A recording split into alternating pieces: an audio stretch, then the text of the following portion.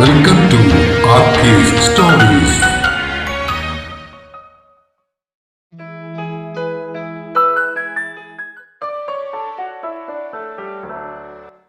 താളം ഭാഗം 44.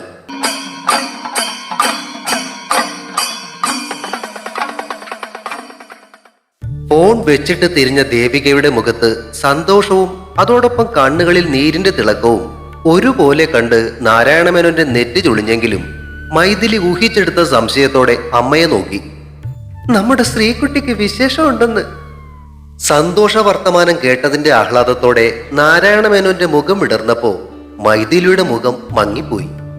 വിവാഹം കഴിഞ്ഞിട്ട് 3 വർഷത്തോളമായെങ്കിലും ഇന്നേ വരെ ആ ഒരു ഭാഗ്യം ലഭിക്കാത്തതിന്റെ ദുഃഖം അവളുടെ കണ്ണുകളിൽ തളം കെട്ടി. ചെയ്യാത്ത വഴിപാടുകളും കഴിക്കാത്ത മരുന്നുകളും ഇല്ല. ആ സങ്കടം മനസ്സിലാക്കിയ ദേവിക അടുത്തേക്ക് ചെന്ന് അവളെ പൊതിഞ്ഞു പിടിച്ചു. വിഷമിക്കാതെ മക്കളെ, നിങ്ങൾക്ക് അതിനുള്ള സമയമാവാത്തത് കൊണ്ടാവും. ചെറുവാണി ഒരു ലക്ഷ്മി നാരായണനും ദേവരും വൈകാതെ തന്നെ നിങ്ങളെയും അനുഗ്രഹിക്കും. മൈഥിലി മുഖം കുനിച്ച് കണ്ണുകൾ തുടച്ചു. മകളുടെ കാര്യമറിഞ്ഞ സന്തോഷമുണ്ടെങ്കിലും സ്വന്തം തറവാട്ടുമുറ്റത്ത് ചെറുമക്കളുടെ കുഞ്ഞിക്കാലുകൾ ഓടി നടക്കുന്നത് കാണാനുള്ള യോഗം ഇനി എന്നുണ്ടാകുമെന്ന ചിന്തയിൽ നിന്നും ഉയർന്ന നെടുവീർപ്പോടെ മേനോൻ പൂമുഖത്തേക്ക് പോയി. മോളെ, ഇന്ന് വൈകുന്നേരം റിജി വരുമ്പോ നീ തന്നെ ഇക്കാര്യം അവനോട് പറയണം. അവളോടുള്ള വിരോധമൊക്കെ മാറ്റി വെച്ചിട്ട് പോയി കാണാനും പറയണം. പ്രദീപിന്റെ ജാതി വേറെയാണേലും ഈ തറവാട്ടിലെ രക്തം കൂടി ചേർന്നതാ അവളുടെ വയറ്റിൽ ഇപ്പൊ ഉള്ള കുഞ്ഞ്. അമ്മാവന്റെ സ്ഥാനം എന്താണെന്ന് മോൾക്ക് ഞാൻ പറഞ്ഞു തരേണ്ട ആവശ്യമൊന്നുമില്ലല്ലോ. അതിനും അവൾ തലയിളക്കി. സ്റ്റേഷനിൽ അന്ന് പതിവിലും തിരക്കായിരുന്നതിനാൽ റിജു വീട്ടിലേക്ക് എത്തിയപ്പോഴേക്കും രാത്രി 8 മണി കഴിഞ്ഞിരുന്നു. പതിവില്ലാതെ ആ സമയത്തും വരാന്തയിലിരിക്കുന്ന അച്ഛനെ കണ്ട് അവൻ അവിടെ നിന്നു. ആളുടെ മുഖത്തെ തെളിച്ചം കണ്ട് അവൻ പുരികങ്ങൾ ചുളിച്ച് അങ്ങേരെ സൂക്ഷിച്ചു നോക്കി. ഇന്നെന്ത് പറ്റി? പതിവില്ലാതെ വരാന്തയിലൊരിരിപ്പ്? ഓ, ചുമ്മാ ഒന്ന് കാറ്റ് കൊള്ളാനിരുന്നതാടാ. നീ അകത്തേക്ക് ചെല്ല്. നിറഞ്ഞ ചിരിയോടെയാണ് സംസാരം. എന്താണാവോ കാര്യം? അപ്രകാരം ചിന്തിച്ചെങ്കിലും കൂടുതൽ ചോദിക്കാൻ നിൽക്കാതെയാണ് റിജു അകത്തേക്ക് കടന്നത്. അകത്ത് അമ്മ മലയാളം ദൂരദർശനിലെ കൈരളി വിലാസൻ ലോഡ്ജ് സീരിയലും കണ്ടുകൊണ്ടിരിപ്പുണ്ട്. മൈഥിലിയെ അമ്മയുടെ കൂടെ കാണാഞ്ഞപ്പോ അവൻ നേരെ മുറിയിലേക്ക് ചെന്നു. അവൾ അവിടെ കട്ടിലിൽ കൂനിക്കൂടി ഇരിപ്പുണ്ടായിരുന്നു. റിജു അകത്തേക്ക് കടന്നു വരുന്ന ശബ്ദം കേട്ട് മൈഥിലി മുഖമുയർത്തി. എന്തുപറ്റി? സുഖമില്ലേ? കയ്യിലിരുന്ന തൊപ്പി മേശപ്പുറത്തേക്ക് വെച്ചിട്ട് യൂണിഫോമിന്റെ ബട്ടൺസ് അഴിക്കുന്നതിനിടയിൽ അവൻ ചോദിച്ചു. ഏയ്, ഒന്നുമില്ല. ആ ശബ്ദത്തിലെ തളർച്ച തിരിച്ചറിഞ്ഞ അവൻ കട്ടിലിൽ അവൾ അടുത്തേക്ക് ഇരുന്നിട്ട് കൈകൊണ്ട് അവളുടെ നെറ്റിയിലും കഴുത്തിലും ചൂട് നോക്കി. ചൂടൊന്നുമില്ലല്ലോ, പിന്നെന്താ, തലവേദനയാണോ? ചോദിക്കുമ്പോഴേക്കും അവളുടെ കണ്ണുകൾ നിറഞ്ഞു വരുന്നത് കണ്ട് അവൻ അവളുടെ താടി പിടിച്ചുയർത്തി. എന്താണ് പ്രശ്നം? അമ്മ വഴക്കു പറഞ്ഞു. പിന്നെ? ഇന്ന് ശ്രീകുട്ടി വിളിച്ചിരുന്നു. അടഞ്ഞുപോയ ആ ശബ്ദം അവൾ ഏറെ നേരമായി കരയുകയാണെന്ന് വിളിച്ചറിയിച്ചു. അതോടെ അവന്റെ സംശയം ശ്രീമോൾക്ക് എന്തെങ്കിലും പ്രശ്നമുണ്ടോ എന്നതായി. നീ ചുമ്മാ ആളെ ടെൻഷൻ അടിപ്പിക്കാതെ കാര്യം പറയണേ. ശ്രീകുട്ടിക്ക് വിശേഷമുണ്ടെന്ന്. ആ വാർത്ത പെട്ടെന്ന് ഉൾക്കൊള്ളാനാവാതെ ഇരുന്നു പോയെങ്കിലും അടുത്ത നിമിഷം സന്തോഷത്തോടെയും ആശ്വാസത്തോടെയും അവനൊന്ന് നിശ്വസിച്ചു. അതാണോ കാര്യം? അതിന് നീ ഇങ്ങനെ വിഷമിക്കുന്നത് എന്തിനാ? സമയമാകുമ്പോൾ നമുക്കും കുഞ്ഞുങ്ങളുണ്ടാകും. രണ്ടാൾക്കും കുഴപ്പങ്ങളൊന്നുമില്ല എന്നല്ലേ ഡോക്ടർമാർ പറഞ്ഞിട്ടുള്ളത്? അവൻ അവളെ ചേർത്ത് പിടിച്ച് ആശ്വസിപ്പിച്ചുകൊണ്ട് പറഞ്ഞു. നീ വെറുതെ സങ്കടപ്പെടാതെ. അഴിഞ്ഞു കിടന്നിരുന്ന യൂണിഫോമിന്റെ ബട്ടൺസ് പൂർണ്ണമായും വിടർത്തി മാറ്റിയിട്ട് അവന്റെ നെഞ്ചിൽ പറ്റിച്ചേർന്നിരുന്നു കൊണ്ട് അവൾ കണ്ണുകൾ തുടച്ചു. മുഖം താഴ്ത്തിയ അവൻ അവളുടെ നെറുകയിൽ മെല്ലെ ഒന്ന് ചുംബിച്ചു. കൈകൾ അഴിഞ്ഞുലഞ്ഞു കിടന്നിരുന്ന അവളുടെ തലമുടിയെ തലോടി. നമുക്കവളെ കാണാൻ പോകണ്ടേ? തലോടിക്കൊണ്ടിരുന്ന കൈകൾ അത് കേട്ട് നിശ്ചലമായി. ആ മുഖം കരത്തു. മറുപടി ലഭിക്കാതെ വന്നപ്പോ മൈഥിലി മുഖം ഉയർത്തി നോക്കി. കനത്ത മുഖഭാവം അവന്റെ ഉള്ളിലെ ചിന്തകൾ വ്യക്തമാക്കി. അവൾ കൈ ഉയർത്തി അവന്റെ കവിളിലൊന്ന് തലോടി. മുഖം താഴ്ത്തി അവളെ നോക്കിയ അവന്റെ കണ്ണുകളിൽ വീണ്ടും സ്നേഹം നിറഞ്ഞു. ചൂണ്ടുവിരൽ കൊണ്ട് അവന്റെ നെഞ്ചിൽ കുത്തിയിട്ട് അവൾ ചോദിച്ചു. ഇനിയും എന്തിനാ ഈ നെഞ്ചിൽ ദേഷ്യം കൊണ്ട് നടക്കുന്നേ? ഇത് മുഴുവൻ അവളോടുള്ള വാത്സല്യവും സ്നേഹമാണെന്ന് എനിക്കറിഞ്ഞൂടെ? അതിന് മറുപടി പറയാതെ ഒരിക്കൽ കൂടി അവൻ അവളുടെ നെറുകയിൽ ചുണ്ടുകൾ ചേർത്തു. അമ്മാവനാകാനാ പോകുന്നേ. നമ്മുടെ തറവാട്ടിലെ അച്ഛനേക്കാ സ്ഥാനം അമ്മാവനാ, അറിയാലോ അല്ലേ? അവളുടെ ആ ചോദ്യത്തിൽ അവന്റെ കണ്ണുകളിൽ അഭിമാനത്തിന്റെ തിളക്കം നിറഞ്ഞു. നമുക്ക് നാളെ തന്നെ പോവാട്ടോ റിജുവേട്ടാ. ആദ്യത്തെ പ്രസവമാ. സമയമാകുമ്പോ അവളെ ഇങ്ങോട്ട് കൂട്ടിക്കൊണ്ടുവരികയും വേണം. മൂളിയാ പോരാ, വായി തുറന്നൊന്ന് പറ എന്റെ റിജുനാരായണ മേനോനെ. വിരലുകൾ കൊണ്ടവന്റെ വായ് തുറക്കാൻ ശ്രമിച്ച അവളുടെ കുസൃതി ഒരു ചെറുകടി കൊണ്ട് തടഞ്ഞിട്ടവൻ അവളുടെ മുഖമുയർത്തി ആ ചുണ്ടുകളിൽ ചുംബിച്ചു. ആഗ്രഹിച്ച കാര്യം നടന്നതിന്റെ സന്തോഷത്തോടെ ചുണ്ടുകളെ വിട്ടുകൊടുത്തുകൊണ്ട് അവൾ അവനെ കൈകളാൽ വരിഞ്ഞു മുറുക്കി. പറഞ്ഞിരുന്നത് പോലെ പിറ്റേ ദിവസം കാലത്ത് 8:30 ആയപ്പോഴേക്കും പ്രദീപിന്റെ കാറുമായി സേതു റോസിന്റെ വീട്ടിലെത്തി. വീട്ടുകാർക്ക് രമേശന്റെ വീട്ടിൽ പോകാനുള്ളതിനാൽ തറവാട്ടിലെ കാർ അവൻ എടുത്തിരുന്നില്ല. സൂപ്പർ മാർക്കറ്റിൽ പോയതിനു ശേഷം കാറ് കൂടി നോക്കാൻ പോകാനുള്ളത് കൊണ്ട് കാശിയപ്പന്റെ കൂടെ സേതു ബിജുവിനെയും കൂട്ടിയിരുന്നു. അവർ ചെല്ലുമ്പോഴേക്കും പോകാൻ തയ്യാറായി റോസ് വീടിന്റെ വരാന്തയിൽ തന്നെ നിൽപ്പുണ്ടായിരുന്നു. അവളെ യാത്രയാക്കാനായി കുഞ്ഞമ്മയോടൊപ്പം യാമിയും നിൽപ്പുണ്ട്. ഇളം നീല കോട്ടൺ സാരിയിൽ റോസ് മനോഹരിയായിരുന്നു.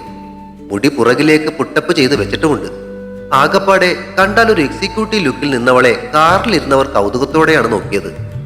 കാറിന്റെ മുൻസീറ്റിൽ സേതുവിനൊപ്പം കാശിയപ്പനും ഉണ്ടായിരുന്നത് കൊണ്ട് പിന്നിലെ ഡോർ തുറന്നാണ് അവൾ കാറിനകത്തേക്ക് കയറിയത്.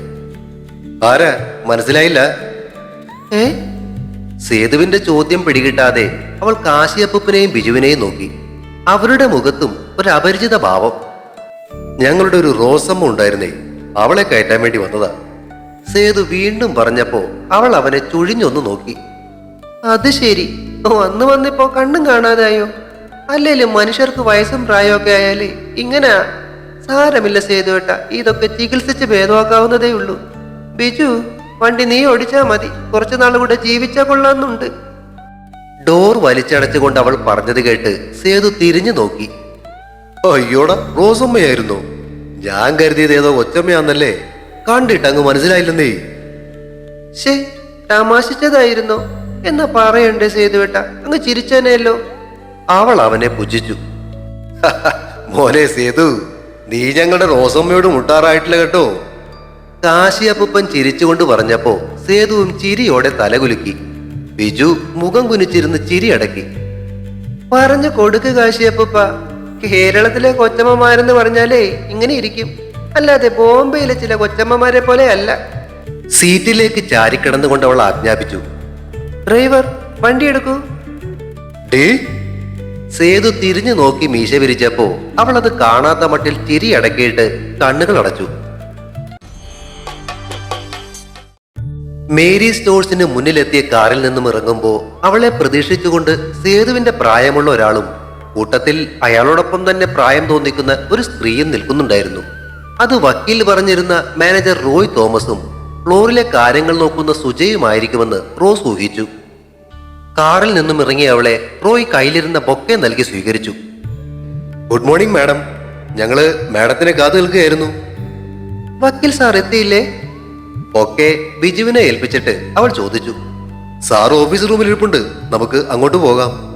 റോയ്ക്കും സുജയ്ക്കുമൊപ്പം റോസ് കടയ്ക്കുള്ളിലേക്ക് കയറിയപ്പോ അവർക്ക് പിന്നാലെ സേതുവും കാശിയപ്പനും ബിജുവും അകത്തേക്ക് കടന്നു. കൗണ്ടറിൽ നിൽക്കുന്ന സ്റ്റാഫുകളും സാധനങ്ങൾ എടുത്തു കൊടുക്കാൻ നിന്നിരുന്നവരും റോസിനെ കണ്ട് അഭിവാദ്യം ചെയ്തു. തികഞ്ഞ ആത്മവിശ്വാസത്തോടെ തല ഉയർത്തിപ്പിടിച്ച് എല്ലാവരെയും നോക്കി ചിരിച്ചുകൊണ്ട് മുന്നോട്ട് നടന്ന റോസിനെ സേതുവും കാശിയപ്പനും അത്ഭുതത്തോടെയാണ് വീക്ഷിച്ചത്. ഓഫീസ് റൂമിൽ രാമാനുജനാചാര്യ അവരെയും പ്രതീക്ഷിച്ചിരിപ്പുണ്ടായിരുന്നു. പുള്ളിക്കാരൻ റോസിനെ ഔദ്യോഗികമായി റോയ്ക്കും സുജയ്ക്കും പരിചയപ്പെടുത്തിയപ്പോ റോസ് സേതുവിന്റെ കയ്യിൽ പിടിച്ച് അടുത്തേക്ക് നീക്കി നിർത്തി. ഇതാണ് സേതുനാഥൻ മാരാര്. ഇദ്ദേഹമായിരിക്കും നമ്മുടെ 2 സ്ഥാപനങ്ങളുടെയും ജനറൽ മാനേജർ. എല്ലാ കാര്യങ്ങളും നിങ്ങൾ ഇദ്ദേഹത്തോട് വേണം പങ്കുവെക്കാൻ. ഞാനും ഉണ്ടാകും കൂട്ടത്തില്. സേതുവിനെ പരിചയപ്പെടുത്തിയിട്ട് അവൾ കാശിയപ്പന്റെയും ബിജുവിന്റെയും നേർക്ക് തിരിഞ്ഞു. ഇതെന്റെ അപ്പൂപ്പനാണ് കാശിനാഥ്, പിന്നെ ഇത് ബിജു എന്റെ അനിയനാണ്. അവൾ പരിചയപ്പെടുത്തിയപ്പോ ബിജുവിന്റെ കണ്ണുകൾ നിറഞ്ഞു. അവൻ കാശിയപ്പന്റെ പിന്നിലേക്ക് മാറിയിട്ട് ആരും കാണാതെ കണ്ണുകൾ തുടച്ചു. വക്കീൽ സാർ പറഞ്ഞതനുസരിച്ച് റോയ് അവിടെ നടക്കുന്ന ദൈനംദിന കാര്യങ്ങളെക്കുറിച്ചും പ്രധാനപ്പെട്ട സപ്ലയേഴ്സിനെ കുറിച്ചും റോസിന് വിശദീകരിച്ചു കൊടുത്തു. അതിനുശേഷം അവർ ഒരുമിച്ച് ആ കട മൊത്തമൊന്ന് നടന്നു കണ്ടു. ഏകദേശം 2000 സ്ക്വയർ ഫീറ്റിന് മുകളിലുള്ള ഒരു കടയായിരുന്നു അത്. പലചരക്ക് സാധനങ്ങൾ കൂടാതെ അത്യാവശ്യം ഒരു വീട്ടിലേക്ക് ആവശ്യമുള്ളതെല്ലാം തന്നെ അവിടെ ഉണ്ടായിരുന്നു. ആവശ്യമുള്ളവർക്ക് സാധനങ്ങൾ വീട്ടിലൊക്കെ എത്തിച്ചു കൊടുക്കാറുണ്ടോ? റോസിന്റെ ആ ചോദ്യത്തിന് റോയ് നിഷേധാർത്ഥത്തിൽ തലയാട്ടി. ഇല്ല മാഡം, അത്തരമൊരു കാര്യമൊന്നും നമ്മൾ ചെയ്യുന്നില്ല. എന്തുകൊണ്ട് നമുക്കത് ചെയ്തുകൂടാ? അവൾ സേതുവിനോട് ചോദിച്ചു. എന്താ സേതുവേട്ടന്റെ അഭിപ്രായം? അതൊരു നല്ല കാര്യമാ. അവൻ അതിനെ അനുകൂലിച്ചതും അവൾ റോയുടെ നേരെ തിരിഞ്ഞു. ഈ കടയുടെ ചുറ്റിലായിട്ടേ ഏകദേശം ഒരു 2 കിലോമീറ്റർ ഭാഗത്തുള്ളവർക്ക് നാം സാധനങ്ങൾ വീട്ടിലെത്തിച്ചു കൊടുക്കുന്നു. അതിന് ഒരു മിനിമം പർച്ചേസ് എമൗണ്ടും വെക്കണം. ഇത്ര രൂപയ്ക്ക് മുകളിൽ വാങ്ങുകയാണ് നമ്മൾ സാധനങ്ങൾ വീട്ടിലെത്തിച്ചു കൊടുക്കുമെന്ന് പറയുകയാണെങ്കിലേ അത് നല്ലൊരു കാര്യമായിരിക്കും എന്നാ എനിക്ക് തോന്നുന്നത്. തൊട്ടടുത്തുള്ള കടകളിൽ പോയി സാധനങ്ങൾ വാങ്ങുന്നവരൊക്കെ നല്ല സാധനം കിട്ടാനായിട്ടപ്പോ നമ്മുടെ കടയെ ആശ്രയിക്കും. അതിനുവേണ്ടി 2-3 പേരെ പുതിയതായിട്ട് എടുത്താലും കുഴപ്പമില്ല. സ്കൂട്ടറോ മറ്റോ വേണമെന്നുണ്ട് അതും വാങ്ങാം. അതിന്റെ കാര്യങ്ങൾ നോക്കാൻ ബിജു നിൽക്കും. എന്തു പറയുന്നു? തീർച്ചയായും അത് നല്ലൊരു കാര്യമാണ് മാഡം. അത്തരമൊരു കാര്യത്തെ പറ്റി ഇതുവരെ ആരും ചിന്തിച്ചിട്ടില്ല എന്നതാ സത്യം. റോയുടെ വാക്കുകളിൽ റോസിനോടുള്ള മതിപ്പ് നിറഞ്ഞിരുന്നു. എങ്കിലിനി നമുക്ക് ചിന്തിക്കാം, ശരിയല്ലേ വക്കീൽ സാറേ? തീർച്ചയായും. വക്കീൽ അവളെ തോളിൽ തട്ടി അഭിനന്ദിക്കുമ്പോൾ ഡ്രൈവർ ജോലിക്ക് വന്നിട്ട് പുതിയൊരു തസ്തിക കിട്ടിയതിന്റെ അമ്പരപ്പിലായിരുന്നു ബിജു. വീടുകളിലേക്ക് സാധനങ്ങൾ എത്തിക്കുന്നതിന് വേണ്ടി 2 വീലർ ലൈസൻസ് ഉള്ളവരെ മേരി സ്റ്റോഴ്സിലേക്ക് ആവശ്യമുണ്ടെന്നൊരു പരസ്യം അടുത്ത ദിവസം തന്നെയുള്ള പത്രത്തിൽ കൊടുക്കാൻ റോയ് തോമസിനെ പറഞ്ഞേൽപ്പിച്ചത് കൂടാതെ എന്തെങ്കിലും ആവശ്യമുണ്ടെങ്കിൽ വിളിക്കാൻ വേണ്ടി റോസ് വീട്ടിലെ ഫോൺ നമ്പർ അവർക്ക് കൊടുക്കുകയും ചെയ്തു. കുട്ടിക്കാനത്ത് ഇല്ലാത്ത ദിവസങ്ങളിലെല്ലാം കടയിലെത്തുമെന്ന് അവൾ അവർക്ക് ഉറപ്പും നൽകി. റോയ് തോമസിനെയും സുജയെയും വിശദമായി പരിചയപ്പെട്ടിട്ടാണ് റോസ് അവിടെ നിന്നും ഇറങ്ങിയത്. റോസിനോടും കൂട്ടരോടും യാത്ര പറഞ്ഞ വക്കീൽ തന്റെ കാറിൽ കയറി ഓടിച്ചു പോയപ്പോ സേതു അകത്തേക്ക് കയറി കാറിന്റെ ഡോറുകൾ തുറന്നു. അല്ല, ഡ്രൈവറാക്കാന്നല്ലേ ചേച്ചി പറഞ്ഞിരുന്നത്? ഈ ഹോം ഡെലിവറിയുടെ കാര്യങ്ങളൊക്കെ നോക്കാൻ എന്നെ കൊണ്ട് പറ്റുമോ? കാറിലേക്ക് കയറിയ ഉടനെ ബിജു ചോദിച്ചത് കേട്ട് റോസ് അവനെ നോക്കി ചിരിച്ചു. എന്താ പറ്റായിക? ബേക്കറിയിൽ സാധനങ്ങൾ തീരുന്നതനുസരിച്ച് ഓർഡർ കൊടുത്തിരുന്നതും അതിന്റെ കാര്യങ്ങളൊക്കെ നോക്കിയിരുന്നത് നീയല്ലേ? അതുപോലെ തന്നെയാ ഇതും. ഫോണിൽ കൂടെയും മറ്റും വരുന്ന ഓർഡറുകൾ അനുസരിച്ച് സാധനങ്ങൾ പാക്ക് ചെയ്യിച്ച് പുതിയതായിട്ട് എടുക്കുന്ന പിള്ളേരെ കൊണ്ട് വീടുകളുടെ അഡ്രസ്സിലെത്തിക്കുക. വരുന്ന ഓർഡറുകളും അതിന്റെ സമയവും കൊടുക്കുന്ന സാധനങ്ങളുടെ ലിസ്റ്റും തുകയും രജിസ്റ്റർ എഴുതി വെക്കണം. അത് കൊടുക്കുന്ന സമയവും എഴുതണം. അത്രേ വേണ്ടൂ. പറഞ്ഞു കൊടുത്തിട്ടും സ്വയം വിശ്വാസമില്ലാത്ത മട്ടിലിരിക്കുന്ന അവന്റെ തോളത്ത് അവളൊന്ന് തട്ടി. എക്കാലത്തും ഇതുപോലെ താഴെ തന്നെ നിന്നാ മതിയോ ചക്ക? അവസരങ്ങൾ വരുമ്പോഴേ അങ്ങ് ചാടി വീഴുക. അതെ, ഈ ചാടി വീഴുന്നതിന് മുമ്പ് ഞാനൊരു കാര്യം ചോദിച്ചോട്ടെ? കാർ സ്റ്റാർട്ട് ചെയ്തുകൊണ്ട് സേതു പറഞ്ഞതിന്റെ ബാക്കി കേൾക്കുവാനായി റോസ് മുന്നിലെ സീറ്റിലേക്ക് കൈ കുത്തി മുന്നോട്ടാഞ്ഞു. നീ ആരോട് ചോദിച്ചിട്ടാ എന്നെ ജനറൽ മാനേജറാക്കിയത്? അതാണോ ഇത്ര വലിയ കാര്യം? ചിരിച്ചുകൊണ്ട് അവൾ വീണ്ടും പിന്നിലെ സീറ്റിലേക്ക് ചാരി. എന്റെ കമ്പനിയിലെ ജനറൽ മാനേജര് ഞാനങ്ങ് തീരുമാനിച്ചു. വെറുതെ വേണ്ട മാഷെ, മാസ്റ്റർ ശമ്പളവും തരും. ആണോ? എത്ര രൂപ തരും? കണ്ണുകൾ മേൽപോട്ടാക്കി അവളൊന്ന് ആലോചിച്ചിട്ട് പറഞ്ഞു. മാസം ഒരു 30,000 രൂപ. അതുപോരെ? എങ്കിൽ പിന്നെ നമുക്ക് ചെറുവാണിയൂരത്തെ ആ കടയങ്ങ് കൂട്ടിയാലോ ചെയ്തു? ഇത്രയും ശമ്പളം കിട്ടുമെങ്കിൽ ഇതല്ലേ നല്ലത്? കാശിയപ്പൂപ്പന്റെ അഭിപ്രായം കേട്ട് റോസ് തല കുലുക്കി. അങ്ങനെ വല്ല നല്ല കാര്യമൊക്കെ ആലോചിക്കി. അവൾ പറഞ്ഞത് കേട്ട് സേതു കണ്ണാടിയിൽ കൂടി അവളെ നോക്കി കണ്ണുരുട്ടി. മരിക്കാർ മോട്ടേഴ്സിൽ ചെന്ന് ഇളം പച്ചനിറമുള്ള അംബാസഡർ മാർക്ക് 4 കാറാണ് അവർ ബുക്ക് ചെയ്തത്. 3 ദിവസത്തിനുള്ളിൽ കാറിന്റെ ഡെലിവറി ആകുമെന്ന് മാനേജർ അറിയിച്ചപ്പോ പകുതി കാശിനുള്ള ചെക്ക് എഴുതി നൽകിയിട്ടാണ് അവർ അവിടെ നിന്നും ഇറങ്ങിയത്. തിരികെയുള്ള യാത്രയിൽ സേതു വണ്ടി ഓടിക്കുന്നതും ശ്രദ്ധിച്ചിരിക്കുകയായിരുന്നു റോസ്. സേതുട്ടാ, അതെ, എനിക്കും ഡ്രൈവിംഗ് ഓടിക്കണമല്ലോ. അവളുടെ ആഗ്രഹം കേട്ട് സേതു തല കുലുക്കി. അതിനെന്താ, ടൗണിൽ തന്നെയുണ്ട് നല്ല ഡ്രൈവിംഗ് സ്കൂളുകൾ. സേതുവേട്ടിനെ പഠിപ്പിക്കാൻ പറ്റില്ലേ? ഇതത്ര പ്രയാസമുള്ള കാര്യമൊന്നുമല്ലല്ലോ. സ്റ്റിയറിംഗ് പിടിച്ച് അങ്ങോട്ടും ഇങ്ങോട്ടും ഒക്കെ തിരിക്കണം. പിന്നെ താഴെ കാണുന്ന പെഡലുകളിലൊക്കെ കാലമർത്തണം. അത്രയല്ലേ വേണ്ടൂ? എന്നാ കയറിയിരുന്ന് ഓടിച്ചോ.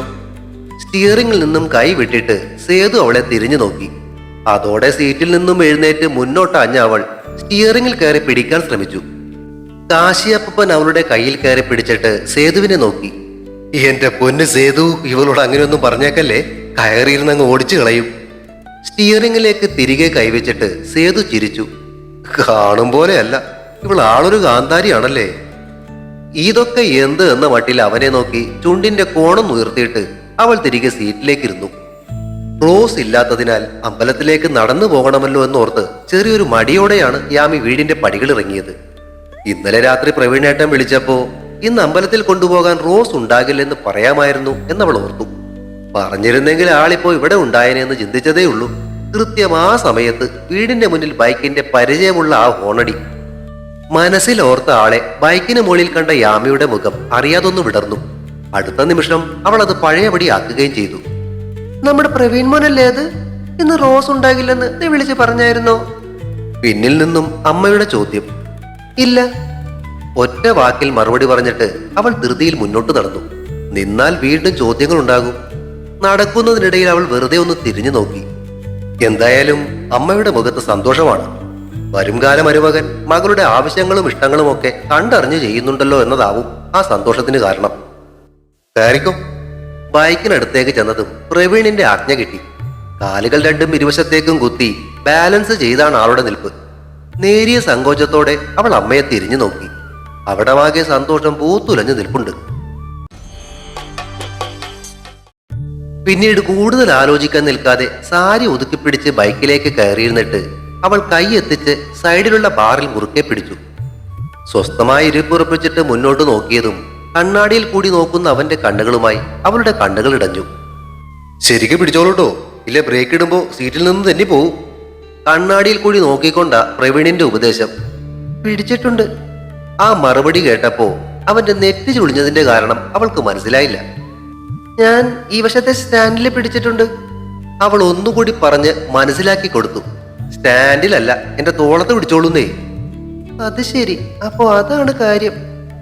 എന്തായാലും കെട്ടാൻ പോകുന്ന ആളല്ലേ, പറഞ്ഞത് കേട്ടില്ലെന്ന് വേണ്ട. അതും ആലോചിച്ചുകൊണ്ട് നേരിയ ചമ്മലോടെ അവൾ കൈയെടുത്ത് അവന്റെ തോളത്തേക്ക് വെച്ചിട്ട് വീണ്ടും കണ്ണാടിയിലേക്ക് നോക്കി. എന്തൊക്കെയോ വെട്ടിപ്പിടിച്ച സന്തോഷം ആ മുഖത്ത്. അമ്മയെ നോക്കിയപ്പോ അമ്മ വരാന്തയിൽ നിന്നും കൈ വീശി കാട്ടുകയാണ്. ഇടത് കൈ ഉയർത്തി തിരികെ കൈ വീശി കാട്ടുമ്പോഴേക്കും ആള് ബൈക്കോട്ട് മുന്നോട്ട് എടുത്തു കഴിഞ്ഞിരുന്നു.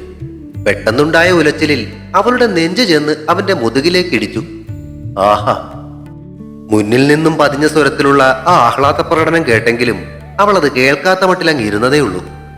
പിന്നീട് അങ്ങോട്ടുള്ള വഴിയിൽ എത്ര കുഴികളുണ്ടെന്ന് ആ ബൈക്കിന്റെ പുറകിലിരുന്നു കൊണ്ട് തന്നെ അവൾക്ക് എണ്ണാൻ പറ്റി. അമ്മാതിരിയായിരുന്നു അവന്റെ ബ്രേക്ക് പിടുത്തം. അമ്പലത്തിന് മുന്നിൽ കൊണ്ടുവന്ന് നിർത്തിയ ബൈക്കിൽ നിന്നും ഇറങ്ങി സാരി നേരെ ആക്കുന്നതിനിടയിൽ പ്രവീൺ ബൈക്ക് സൈഡ് സ്റ്റാൻഡിലേക്ക് വെച്ചു. ഇനിയിപ്പോ എല്ലാ ദിവസവും റോസിന് കടയിൽ പോകേണ്ടി വരില്ലേ? അപ്പോ ഇനി തൊട്ട് എന്നും കാലത്ത് ഞാൻ വരാം. വരുന്നത് കൊണ്ട് കുഴപ്പമില്ല, പക്ഷെ ആ ബൈക്കിന്റെ ബ്രേക്കൊക്കെ വലിച്ചു പറിച്ച് കളഞ്ഞിട്ട് വന്നാൽ മതി. അതും മനസ്സിൽ പറഞ്ഞുകൊണ്ട് അവൾ തലയാട്ടി. ഏട്ടത്തിക്ക് വിശേഷമുണ്ടെന്ന് പറഞ്ഞിട്ട് വീട്ടിലെന്ന് പറഞ്ഞു. അമ്പലത്തിലേക്കുള്ള പടികൾ ഇറങ്ങുമ്പോഴായിരുന്നു അവന്റെ ചോദ്യം. കഴിഞ്ഞ ദിവസം തെന്നി വീഴാൻ പോയതിനാൽ ഇന്നും അവളുടെ കയ്യിൽ കോർത്തു പിടിച്ചുകൊണ്ടാ അവന്റെ ഇറക്കം. ഇന്ന് വൈകിട്ട് അച്ഛനും അമ്മയും കൂടി വീട്ടിലേക്ക് വരുന്നുണ്ട് ശ്രീയേച്ചിയെ കാണാനായിട്ട്. ശ്രീയേച്ചിയല്ല, ഏട്ടത്തി. തിരുത്തി കൊടുത്തിട്ട് അവൻ അവളെ അടുത്തേക്ക് ചേർത്ത് നിർത്തിക്കൊണ്ട് നടയുടെ മുന്നിലേക്ക് നിന്ന് കൈകൾ കൂപ്പി. എന്തോന്നാ നീ കാട്ടണേ? ഇത് എത്ര നേരമായി ഞാൻ പറഞ്ഞിരുന്നു. രഘുനന്ദൻ ദേഷ്യപ്പെട്ടപ്പോ അതിനേക്കാൾ മൂർച്ചയോടെ വൃശ്ചിക അവനെ തുറച്ചു നോക്കി. കാലത്തെ വന്നപ്പോ മുതൽ അവളെ ക്യാബിനിലേക്ക് പിടിച്ചിരുത്തി ഓരോ മാസവും പർച്ചേസ് റിക്വയർമെന്റ് എടുക്കേണ്ട വിധവും പർച്ചേസ് റിക്വസ്റ്റ് എഴുതേണ്ട വിധവും ഒക്കെ പഠിപ്പിക്കുകയായിരുന്നു രഘുനന്ദൻ. അപ്പോൾ തുടങ്ങിയ അംഗം വെട്ടാണ് രണ്ടും കൂടി. അവൾ പേന താഴേക്ക് വെച്ച് അവനെ തുറിച്ചു നോക്കിക്കൊണ്ട് ചോദിച്ചു. അതെ, ഒരു കാര്യം ചോദിച്ചോട്ടെ, ഇതിനു മുന്നേ ആരാ ഇതൊക്കെ ചെയ്തിരുന്നേ? രാധ. എന്നാ പിന്നെ അവരെ കൊണ്ട് തന്നെ ഇതൊക്കെ അങ്ങ് ചെയ്യിച്ചാ പോരെ? എന്നെ എന്തിനാ ഇങ്ങനെ ബുദ്ധിമുട്ടിക്കുന്നേ? ഞാൻ അക്കൗണ്ട് സെക്ഷനിൽ മര്യാദയ്ക്ക് ഇരുന്നേനല്ലോ. ഓഹോ, അത് ശരി. അവിടെ ഇരുന്ന് പണി ചെയ്യാതെ ശമ്പളം വാങ്ങാനുള്ള പരിപാടിയായിരുന്നല്ലേ? ദേ, ഒരു കാര്യം പറഞ്ഞേക്കാം. അവൾ അവന് നേർക്ക് കൈ ചൂണ്ടി. ഞാൻ പണിയെടുക്കാതെ ശമ്പളം വാങ്ങാൻ വന്നേക്കൊന്ന് പറഞ്ഞാലുണ്ടല്ലോ. പറഞ്ഞാല് നീ എന്തു ചെയ്യും? ചോദ്യത്തോടൊപ്പം അവൻ കസേരയിൽ നിന്നും എഴുന്നേറ്റു. ഞാൻ അവനെ പറയാനായി വായിലേക്ക് വന്ന ചീത്തകളിൽ നിന്നും സാമാന്യം കൊള്ളാവുന്ന ഒന്ന് തിരഞ്ഞെടുക്കുന്നതിനിടയിൽ അടുത്തേക്ക് വന്ന അവൻ അവളിരുന്ന കസേരയുടെ ഇരു കൈകളിലും പിടിച്ച് അവൾക്ക് നേരെ കുനിഞ്ഞു. അവൾക്ക് ശ്വാസം വിലങ്ങിപ്പോയി. അത്രയ്ക്ക് അടുത്തായിരുന്നു രഘുനന്ദന്റെ മുഖം. പറയ്, നീ എന്താ ചെയ്യാൻ പോകുന്നേ? മന്ത്രിക്കും പോലെ കാതിനുള്ളിലേക്ക് വീണ ശബ്ദം കേട്ട് അവൾ ഉമിനീരിറക്കി. പറയാൻ. ആ ചോദ്യത്തിൽ അവന്റെ നിശ്വാസം അവളുടെ മുഖത്ത് തട്ടി. എന്തേ, ഒന്നും പറയാനില്ലേ? ഉള്ളിലേക്ക് തുളച്ചു കയറുന്ന കണ്ണുകളിൽ കുസൃതിയുടെ തിളക്കം. ചിലച്ചുകൊണ്ടവൾ ചുമലുകൾ ഉയർത്തി. എന്നാലേ ഞാനൊരു കൂട്ടം പറയട്ടെ. മൂളിക്കൊണ്ടവൾ തല ഇളക്കിയതിനൊപ്പം ക്യാബിന് നടുക്കുള്ള ചില്ലിൽ കൂടി അപ്പുറത്തെ മുറിയിലേക്കൊന്ന് പാളി നോക്കി. അവിടെ ഇരുന്നും കൊണ്ട് രാധ കണ്ണും തള്ളി നോക്കുന്നുണ്ട്. വൃശ്ചികയുടെ നോട്ടം വീണ്ടും രഘുനന്ദന് നേർക്കായി. ഞാനൊരാലോചനയുമായി സേതുവണ്ണനെ വന്ന് കണ്ടാലോ? എന്താ ആലോചന? ചോദ്യത്തിനിടെ അവൾക്ക് വാക്കുകൾ വിക്കി. ഒരു വിവാഹാലോചന. മുഖത്ത് പൊടിഞ്ഞ വിയർപ്പ് തുള്ളികൾ കൈ ഉയർത്തി തുടച്ചുകൊണ്ട് വൃശ്ചിക അവനെ മിഴിച്ചു നോക്കി. തുടരും. താളം അടുത്ത ഭാഗം ഉടൻ പ്രതീക്ഷിക്കുക. സബ്സ്ക്രൈബ് ചെയ്യാത്തവരുണ്ടെങ്കിൽ ദയവായി സബ്സ്ക്രൈബ് ചെയ്ത് സപ്പോർട്ട് ചെയ്യണേ. കഥയ്ക്ക് അഭിപ്രായങ്ങൾ പറയുന്നതിനൊപ്പം ലൈക്കുകളും ഹൈപ്പും നൽകി ഒന്ന് സപ്പോർട്ട് ചെയ്തേക്കണേ.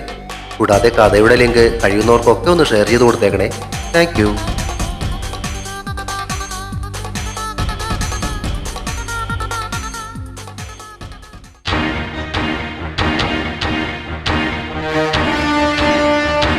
See you soon.